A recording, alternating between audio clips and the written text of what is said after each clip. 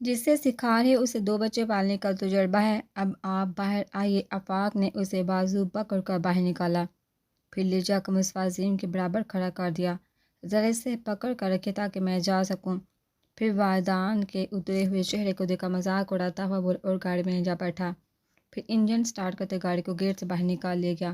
مصطفیٰ عظیم نے والدان کی طرف دیکھا جو کچھ سوچتا ہوا گیٹ سے باہر سڑک کو دیکھ رہا تھا۔ زندگی میں یہی ایک الجھن بچی تھی، وہ بھی سلجھ گئی۔ اب تمہیں فیصلہ کر دینا چاہیے۔ والدان چونک کر انہیں دیکھنے لگا۔ کیسا فیصلہ؟ دوبارہ گھر بسانے کا فیصلہ۔ واپس گردن موڑتے ہوئے والدان سامنے دیکھنے لگا۔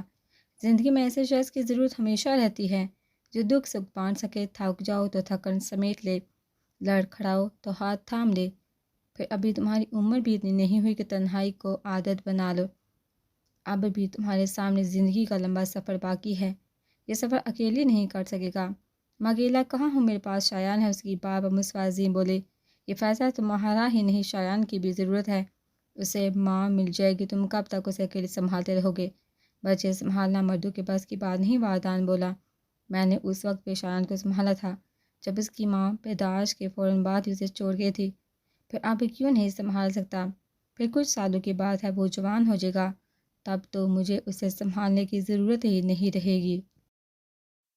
وہ اسے بے بسی سے دیکھتے ہوئے بولے، شادی مرد کی ضرورت ہوتی ہے والدان، تم کب تک اس ضرورت سے آنکھ چراؤ گے؟ لیکن مجھے کوئی ضرورت محسوس نہیں ہوتی۔ تم ملیحہ کو بھول نہیں سکتے؟ کچھ توقف کے بعد انہوں نے پوچھا تو والدان نے نظر جھکاتے ہوئے آہستگی سے کہا، بھول بھی جاؤں تو یاد آتی رہیں گی۔ اور مصطفیٰ عظیم مایوسی سے سر جھکا کر پلٹ گئے، مگر اندر جانے سے پہلے انہوں نے مڑ کر دیکھا تو والدان پورچ کی تیز روشنیوں میں گم کھڑا تھا۔ اسے دیکھ کر آہ بھرتے وہ اندر چلے گئے۔ شایان آئے تو سب باہر میں جمع ہو گئے۔ آؤ تمہارے سب سے جان پہچان کرواؤں۔ سب سے آفاق اس کا تعارف کروا رہا تھا اور شایان ان رشتوں کو ذہن میں نقش کر رہا تھا۔ رات میں وہ گوہر اور زارا بچوں کو ان کے مشترکہ کمرے میں سلانے آئی تو کچھ دیر بعد ہی ایرم دودھ کا مگ اٹھائے کمرے میں آ گئی۔ زارا کی بیٹی نے کچھ نہارا تو کیا مگر دودھ بھی پی لیا، لیکن گوہر کے بیٹے اور عمیر کے بچوں نے آرام سے اپنا اپنا دودھ کا گلاس ختم کر لیا تو ایرم نے گلاس بڑھ کر شایان کی طرف بڑھایا اور وہ ناک بند کر کے میں نہیں پیوں گا کہہ کر تکیے میں منہ گھسا کر لیٹ گیا تو ایرم پاس بیٹھ کر اسے گدگدانے لگی، دودھ پیے بغیر کوئی نہیں سو سکتا، اٹھو، اور وہ لیٹے لیٹے دونوں ہاتھ اٹھا کر انکار میں ہلانے لگا تو سمیرہ ایرم کو اشارہ کر کے بولی، دیکھا زارا شایان ملیحہ کا بیٹا ہو کر دودھ نہیں پیتا۔ شایان کے کان کھڑے ہو گئے۔ زارا مسکراہٹ دبا کر بولی، واقعی کتنی عجیب بات ہے، ملیحہ تو دودھ شوق سے پیتی تھی مگر شایان نے ذرا سے گردن موڑ کر ان کی طرف دیکھا۔ تبھی ایرم بھی بولی، میں تب بہت چھوٹی تھی لیکن مجھے یاد ہے ملیحہ آپ بھی روز رات کو سونے سے پہلے ایک گلاس دودھ پیا کرتی تھی۔ شایان اٹھ کر بیٹھ کر بظاہر اس کی طرف سے انجان بنی خواتین سے بولا، امی کا دودھ اچھا لگتا تھا ہاں؟ وہ ایک دوسرے کو دیکھ کر سرسری انداز میں بولی تو شایان جلدی سے بولا، مجھے بھی دودھ اچھا لگتا ہے، اور خود ہی ایرم کے ہاتھ سے گلاس لے کر گھٹا گھٹ چڑھا گیا، پھر گلاس واپس کر کے ہاتھ کے پوچھ سے منہ پوننے کے بعد آرام سے لیٹ گیا اور آنکھیں بند کر لی۔ ان چاروں کے چہرے ہنسی روکنے کی کوشش میں شروع ہو گئے تھے۔ اگلی صبح افتخار حسن فجر کی نماز کے لیے گھر سے نکلنے لگے تو انہوں نے دیکھا کہ شایان گیٹ کے پاس بنے سنگی بین پر چڑھ کر بیٹھا رہا تو انہوں نے شایان کی طرف دیکھا بھی نہیں تھا، مگر اس وقت حیرت کے زیر اثر اس کے پاس چلے آئے۔ تم اتنی صبح جاگے اور اتنی ٹھنڈ میں باہر کیوں آئے ہو؟ نماز پڑھنی ہے بڑے نانا، مگر مجھے پتہ ہی نہیں مسجد کدھر ہے۔ چھوٹے بچے کی منہ سے ایسی باتیں سن کر انہیں بے اختیار اس پر پیار آ گیا تھا، مگر اپنے انداز سے انہوں نے کچھ ظاہر نہ ہونے دیا اور سپاٹ انداز میں بولے، میں بھی نماز پڑھنے جا رہا ہوں، میرے ساتھ آج۔ اور وہ جی بڑے نانا کہتا چھلانگ لگا کر بینچ سے اتر پاس آ کے ان کا ہاتھ پکڑ لیا۔ افتخار حسن اسے ساتھ لے کر چل پڑے۔ جاتے ہوئے وہ پورا راستہ باتیں کرتا رہا مگر جب نماز پڑھ کر مسجد سے باہر آئے تو منیر حسن نے محسوس کیا وہ چپ چپ سا ہے۔ اسے دیکھ کر دل پر بوجھ آ پڑا تھا۔ اندرونی دروازے کے اپنے دالان میں سمیرہ کی امی تخت پر بیٹھی قرآن پاک کی تلاوت کرتی۔ شایان نے گیٹ سے اندر آتے ہی افتخار حسن کا ہاتھ چھوڑ دیا اور چلتا ہوا تخت کے پاس آیا اور چپل اتار کر تخت پر چڑھتا وہ بڑی نانی کی گود میں منہ چھپا کر لیٹ گیا۔ انہوں نے آیت مکمل کی، قرآن پاک بند کرتی اس کے گلے بالوں میں ہاتھ پھیرنے لگی۔ کیا بات ہے، اداس لگ رہے ہو، بڑے نانا مجھ سے ناراض ہیں؟ وہ اس طرح سے بولا کہ اسماعیلا کی امی مسکرانے لگی۔ وہ تم سے ناراض نہیں، مجھے پتہ ہے وہ ناراض ہیں، وہ مجھ سے بات نہیں کر رہے اور مجھے گود میں لے کر پیار بھی نہیں کیا۔ میں جو تمہیں گود میں لے کر بیٹھی ہوں، اور چھوٹے نانا رات کو ہمارے بیٹے کے لیے جہاز بھی تو لائے، تمہیں اچھا لگا تھا نا؟ اسے بہلانے کی کوشش کر رہی تھی مگر وہ ضد سے بولا، لیکن مجھے بڑے نانا کی گود میں بیٹھنا ہے تو جاؤ، جا کر بیٹھ جاؤ۔ شایان کی آنکھیں چمکنے لگی، فوراً تھر سے اترا اور اندر بھاگ گیا۔ دروازے پر رک کر اس نے افتخار حسن کے چہرے کے سامنے اخبار پھیلائے بیٹھے تھے۔ وہ دبے پاؤں چلتا آیا، پھر ایک دم سے اخبار کے نیچے سے گھس کر ان کی گود میں جا چڑھا اور افتخار حسن ارے ارے ہی کرتے رہ گئے۔ آپ مجھ سے کیوں ناراض ہیں بڑے نانا؟ میں نے تو کوئی شرارت بھی نہیں کی۔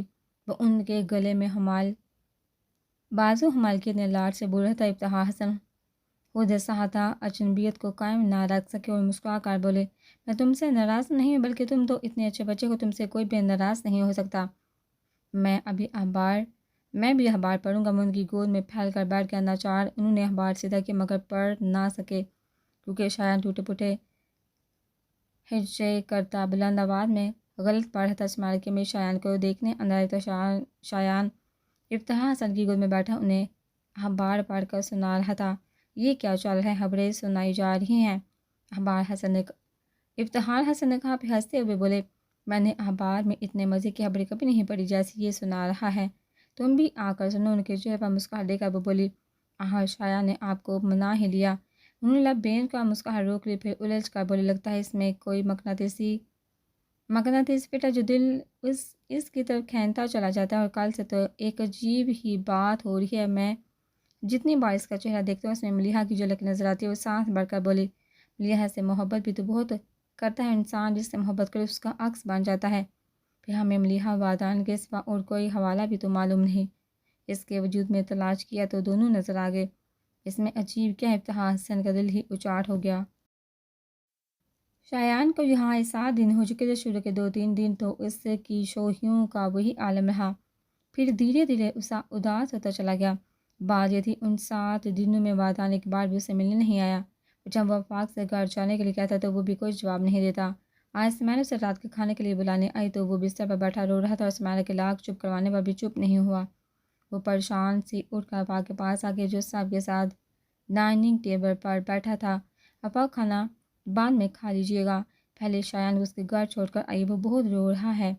لیکن کیوں رو رہا ہے؟ افتخار حسن نے حیرت سے پوچھا تو آفاق بولا، والدین کی یاد آ رہی ہوگی، اس سے ملنے بھی تو نہیں آیا، پھر اسے فون بھی نہیں کرتا۔ میں ہی شایان کی اسے سے بات کروا دوں تو کروا دوں، لیکن آفس میں بار بار فون کر کے کہتا ہے شایان کو بھیج دو۔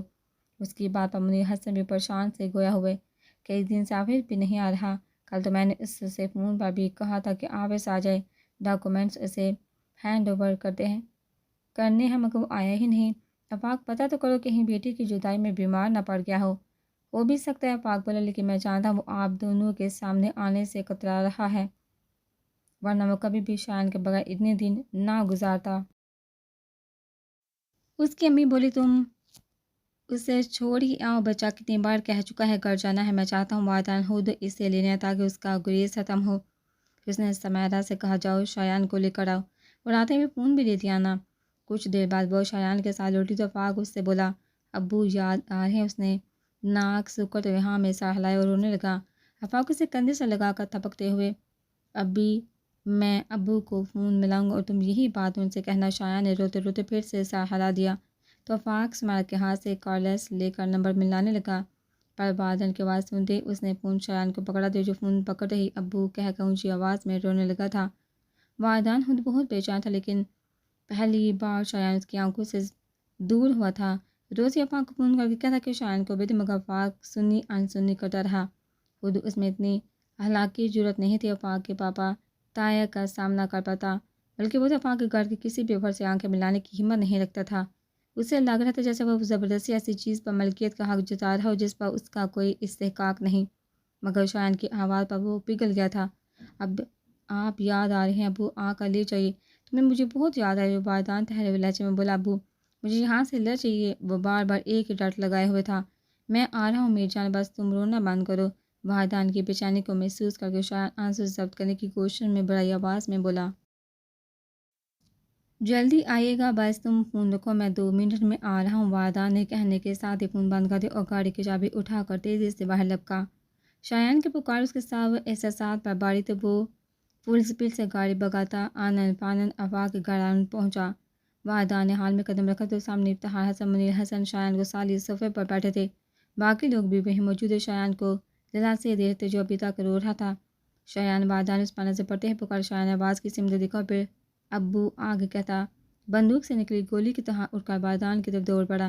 اسے اپنی طرف آتے دیکھا، گھٹنے زمین پر ٹکا کر بیٹھتے ہوئے واحدان نے اپنی باہیں کھول دی اور شایان دوڑتا ہوا کر ان میں سما گیا۔ دیکھنے والوں کو لگ رہا تھا جیسے دونوں برسوں بعد ملے ہوں۔ واحدان اسے بے تحاشا چوم رہا تھا اور شایان اسے سے لپٹا جا رہا تھا۔ پھر واحدان کا دھیان سب کی طرف گیا جو اس کے گرد گھیرا ڈالے مسکراتی نگاہوں سے دیکھ رہے تھے۔ السلام علیکم، شایان کا ہاتھ پکڑ کر کھڑے ہوتے ہوئے اس نے سب کو مشترکہ سلام کیا تھا۔ تم آفس کیوں نہیں آ رہے؟ منیر حسن کڑے تیور سے بولے تو واحدان سڑپڑاتا ہوا انکل، وہ میں کرنے لگا تو انہوں نے کہا بس رہنے دو، مجھے پتہ چل گیا ہے تم کبھی نہیں سدھرو گے۔ میری بانجی نہیں رہی تو کیا ہوا؟ اس کا بیٹا جو ہے جس کے نام پر تم جی بھر کے اوٹ پٹانگ حرکتیں کر سکتے ہو۔ واحدان حفیف سا مسکراتے ہوئے گدی مسلنے لگا، تبھی اس کی نظر افتخار حسن پر پڑی اور بلا ارادہ اس نے روح پھیرتے ہوئے چہرہ چھپانا چاہا۔ کہ ساری عمر چہرہ چھپاتے رہو گے؟ واحدان نے کچھ ہچکچاہٹ کے بعد ان کی طرف دیکھا۔ ان کے چہرے پر نرم سے تاثر نے اسے شرمندہ کر دیا۔ میں اندازہ کر سکتا ہوں کہ اس فسانے کو سن کر آپ کو کتنی تکلیف ہوئی ہوگی۔ اب اس ذکر کو جانے دو، یوں بھی تقدیر کی بس ایک لکیر ہی درمیان میں ہے، ورنہ یہ فسانہ ملیحہ کی داستان حیات بھی ہو سکتا تھا۔ وہ متانت سے بول کر چپ ہے تو سمیرہ کی امی واحدان کا بازو تھام کر بولی، اب یوں کھڑے نہ رہو، آؤ بیٹھ جاؤ۔ وہ فوراً ہی معذرت کرنے لگا، سوری خالہ، بیٹھ نہیں سکتا، میں گھر میں کسی کو بتا کر نہیں آیا، سب پریشان ہو رہے ہوں گے، آئے ہو تو ڈاکومنٹس لے جاؤ۔ اسے جاتے دیکھا منیر حسن، جلدی سے بڑے افاق کے ساتھ جاؤ، وہ تمہیں بتا دے گا۔ ساتھ افاق کو اشارہ کیا، وہ سر ہلاتا واحدان کو آنے کا کہہ کر اسٹڈی کی طرف چل پڑا۔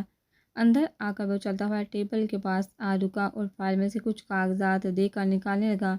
واحدان بھی اس کے پاس آ کھڑا ہوا۔ افاق نے کاغذ نکال کر واحدان کی طرف بڑھاتے ہوئے سنجیدہ چہرے کے ساتھ کہا، یہ شایان کا برتھ سرٹیفکیٹ ہے جس میں شایان کے ماں باپ کی حیثیت سے واحدان ملیحہ فاروقی کے نام درج ہے، اور اس برتھ سرٹیفکیٹ میں شایان کی تاریخ پیدائش وہی درج کی گئی ہے جو ملیحہ کی اصل تاریخ وفات ہے۔ واحدان نے سپاٹ چہرے کے ساتھ وہ سرٹیفکیٹ افاق سے لے کر ٹیبل پر رکھ دیا۔ اس کے بعد افاق نے ایک اور کاغذ اس کے ہاتھ میں دیا۔ واحدان نے اس کاغذ پر نظر ڈالی اور ہکلاتا ہوا بولا، نکاح نامہ ہے۔ افاق اس کی بات پوری کرتے ہوئے بولا، اس پر ملیحہ کے دستخط بھی موجود ہیں جو ایکسپرٹ سے کروائے گئے ہیں، انہیں جعلی ثابت کرنا آسان نہیں۔ گواہوں کے طور پر میں، پاپا، تایا اور سمجھ سائن کر چکے، تم بھی دستخط کر دینا۔ اس کے بعد اگر شایان کے اصل ماں باپ بھی کہیں سے آئیں تو برتھ سرٹیفکیٹ اور نکاح نامے کی موجودگی میں تمہیں شایان پر اپنا حق ثابت کرنے کے لیے کسی سربراہی گواہی کی ضرورت نہیں رہے گی، کیونکہ اب قانونی طور پر ملیحہ تمہاری مرحومہ بیوی اور شایان تم دونوں کی اولاد ہے۔ واحدان کے دماغ میں بگولے اٹھے اور کانوں میں سائیں سائیں کی آوازیں گونجنے لگی۔ اسے ملیحہ کے ساتھ ہوئی پہلی ملاقات یاد آنے لگی تھی اور اپنا پہلا جملہ جو اس نے ملیحہ سے کہا تھا وہ جملہ تھا، آپ مجھ سے شادی کریں گی؟ مگر اس سوال کو جواب نہ مل سکا اور اس ملال نے ایک عمر واحدان کے جنون کو سرگردہ کیے رکھا۔ یہ واحدان کو عزیز بھی بہت تھا۔ یہ دکھ ہی تو اس کی چاہت کا صلہ تھا، یہ دکھ ہی اس کی عمر کا حاصل تھا۔ آج واحدان کے ہاتھ میں پکڑا کاغذ کا ٹکڑا کہہ رہا تھا کہ ملیحہ واحدان کی بیوی تھی اور شایان سے اس کے حق کا ثبوت مذاق، اور ایسا مذاق واحدان کو لگ رہا تھا کہ اس کا ملال اس کی جاگیر سے چھین لی گئی ہے۔ اب وہ کسے جا کر کہہ سکے گا کہ اس نے محبت میں ہسارا اٹھا لیا ہے؟ لب آزاد ہوں تو درد کو جینا کچھ پل ہو جاتا ہے، مگر واحدان کو درد کی دلدل میں اتار کر طاقت فریاد چھین لی گئی تھی۔ واحدان کو لگا اس کی آرزو کو تماشا بنا دیا ہے۔ یہ تصدیق اس کی برداشت سے باہر تھی۔ خالی ہاتھ رہ جانا ہمیشہ تکلیف دیتا ہے، لیکن جس کے دامن میں صرف دکھ ہو، پھر اگر وہ بھی اس سے چھین جائے تو یہ چارہ گری کی جائے گی۔ ایک مدت سے واحدان نے آنسوؤں کو پلکوں کی سلاخوں میں قید کر رکھا تھا، لیکن آج واحدان نے انہیں آزادی کی نوید دے دی۔ اب وہ پھوٹے چلے آ رہے تھے، مگر واحدان ہنس رہا تھا۔ وہ تقدیر کے اس مذاق پر کہہ کر لگا رہا تھا، ساتھ ساتھ اس کا چہرہ بھیگتا جا رہا تھا۔ پھر جانے کیا وہاں سے اس کے ہونٹوں سے کہہ کو کی جگہ آؤ پکار نکلنے لگی۔ اس کاغذ کو دیکھ دیکھ کر ٹوٹنے لگا۔ اس نے سر کو اٹھا کر چھت کی طرف دیکھا، جیسے اس کی نگاہیں سیدھی آسمان تک جا پہنچی گئی، اور آنسو کے بیچ پکار اللہ۔ اس کی آواز میں ڈیڑھ شکوے تھے، مگر عرش سے وہی خاموشی سنائی دی، جیسے اللہ کہہ رہا ہو جو میری رضا۔ اور وعدہ نے سر جھکا دیا، ہونٹ کاٹتے ہوئے درد برداشت کرنے کی کوشش میں بے دم ہو کر فرش پر بیٹھ گیا۔ میرے زخم بڑھ جانے دے اللہ، میرے زخم بڑھ جانے دے۔ دونوں بازو سر پڑ کے وہ پھول پھول کر روتا ہوا کہتا جا رہا تھا۔ سمیرا چپ ہوئی تو انہیں بے تحاشا تھکن کا احساس ہوا۔ یہ ممکن صرف اس لیے نہیں تھی کہ وہ مستقل کئی گھنٹوں سے بول رہی تھی، بلکہ ماضی کے بوڑھار راستوں پر ننگے پاؤں چلنے کا نتیجہ تھی۔ وہ راستے بے شک ان کا نصیب نہیں تھے، مگر جن کے تھے ان کے پاؤں کے زخم انہوں نے انگلیوں پر شمار کیے تھے۔ انہیں اپنا حلق سوکھتا ہوا محسوس ہوا تو بیڈ پر بیٹھے انہوں نے سائڈ ٹیبل پر رکھے جگ سے پانی گلاس میں ڈال دیا، اور گلاس ہونٹوں سے لگا کر حلق تار کرنے کے بعد گلاس میں جھانکتی ہوئی بولی، آج دیکھنے والی آنکھیں جسٹر وادان مصطفیٰ کو رشک سے دیکھتی ہیں۔ کون ایسا خوش نصیب ہو جسے زندگی میں اتنی کامیابی ملی ہو، جو بھی چاہا آہر اسے پا لیا، عزت، شہرت، دولت اور محبت بھی، کیونکہ دنیا تو یہی دیکھتی کہ وادان جس لڑکی سے محبت کی وہ اس کی بیوی بن گئی، جی نہ سکی یہ اور بات، مگر وہ ان چاند خوش نصیبوں میں سے ہیں جن کی محبت تکمیل کو پہنچتی ہے، اور اس محبت کی حسین یادگار ہے شایان مصطفیٰ۔ جوان بیٹے کا باپ ہونا اپنے آپ میں خوش بہتی ہے، اور بیٹا اگر ASP شایان مصطفیٰ ہو تو کیا کہنے۔ ذہانت اور وجاہت تو اسے اپنے ماں باپ سے ورثے میں ملی ہے، اور اس کی سعادت مندی اور فرما برداری یقیناً وادان کی تربیت کا نتیجہ ہے، جس نے صحیح معنی میں محبوبہ بیوی کی نشانی کو سینے سے لگا کر رکھا۔ لوگ وادان کو دیکھتے ہیں تو رشک سے سوچتے کاش انہیں بھی ایسی قسمت مل جائے، مگر میں ہر بار وادان کو دیکھ کر یہی دعا کرتی ہوں کہ اس جیسی قسمت اللہ کسی کو نہ دے۔ انہوں نے سر اٹھا کر تانیہ کو دیکھا، جو دیوار کے ساتھ کمر ٹکائے کارپیٹ پر بیٹھی تھی، دونوں ہاتھ گھٹنوں پر رکھے اس کا چہرہ آنسوں سے تر تھا۔ وادان کی زندگی میں قیامتیں بہت آئیں، آج جو میں حساب بھی آ گیا، مجھے ڈر ہے کہیں اسے گنہگار نہ ٹھہرا دیا جائے۔ وہ خوفزدہ ہی کہہ رہی تھی، تانیہ نے کچھ بھی نہ کہا اور پیشانی ہاتھوں کی پشت پر ٹکا دی۔ وادان بابا جان اور نور الہدا کے سامنے ہاتھ باندھے یوں کھڑے تھے جیسے احتساب کے کٹہرے میں لائے گئے ہوں، اور اعتراف جرم کے بعد ان کے چہرے پر سزا کا انتظار تھا۔ مگر محتسب ان کی زندگی کا حساب کتاب جو کرنے لگے تو محمد سے میں پڑ گئے۔ ان کے چہرے پر فیصلے کی ہچکچاہٹ تھی۔ وادان نے جھکی نظر اٹھا کر بابا جان کو دیکھا، مگر ان کے چہرے پر کچھ پڑھ نہ سکے۔ پھر باری آواز میں بولے، میں اپنے خطا کی کوئی وضاحت نہیں دوں گا، نہ اپنی عمر کی رائے گانی دکھا کر آپ سے کوئی رعایت مانگوں گا، مجھے سزا دیجیے بابا جان۔ بابا جان نے گہری نگاہ ان پر ڈال کر بولے، میں تمہیں سزا تو دینا چاہتا ہوں، مگر پھر مجھے ملیحہ سے معافی کون دلائے گا؟ میری بیٹی میں انصاف کی خوبی نہیں، وہ تمہارے معاملے میں ہمیشہ جانبدار رہے گی۔ وہ ایسے بولے جیسے ملیحہ اس کمزوری پر افسوس کر رہی ہوں۔ ان کی طرف سے نا امید ہو کر وادان الہدا کی طرف مڑے، آپ ہی سزا دے دیجیے ہادی بھائی، آپ کو تو حق بھی بنتا ہے۔ ملیحہ منگیتر تھی، آپ کی زندگی نے بیوی بننے کی مہلت نہیں دی، مگر وہ آپ کے لیے دلہن تو بنی تھی نا۔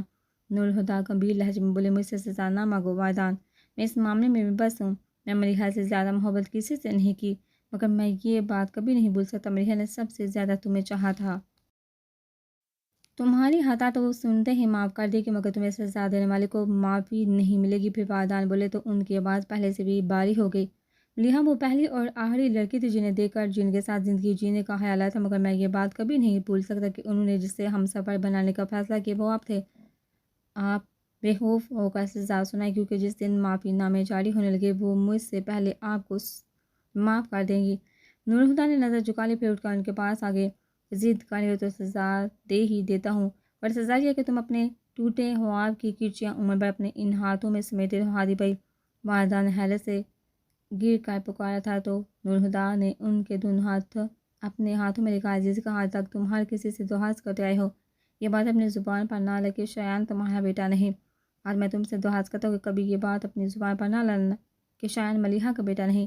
نور الہدا بابا جان نے ان کی بات سنی تو بل کھا کر رہ گئی، فیصلہ تم نہیں کر سکتے۔ نور الہدا ان کی طرف پلٹ کر بولے، پلیز بابا جان، تانیہ نے کہا نہیں، مگر کل جب وہ کہے کہہ رہی تھی کہ شایان کو بھول جائیے۔ میں اسی وقت سمجھ گیا وہ شایان کو کبھی بھول نہیں سکتی۔ میرا ظرف اتنا بڑا نہیں، مگر تانیہ کی خوشی کی خاطر میں اس کا ہاتھ ایک بے نشان شخص کے ہاتھ میں دے دوں گا، مگر یہ سچ دنیا کو سنا کر میں اپنی بیٹی کا تماشا نہیں بنا سکتا۔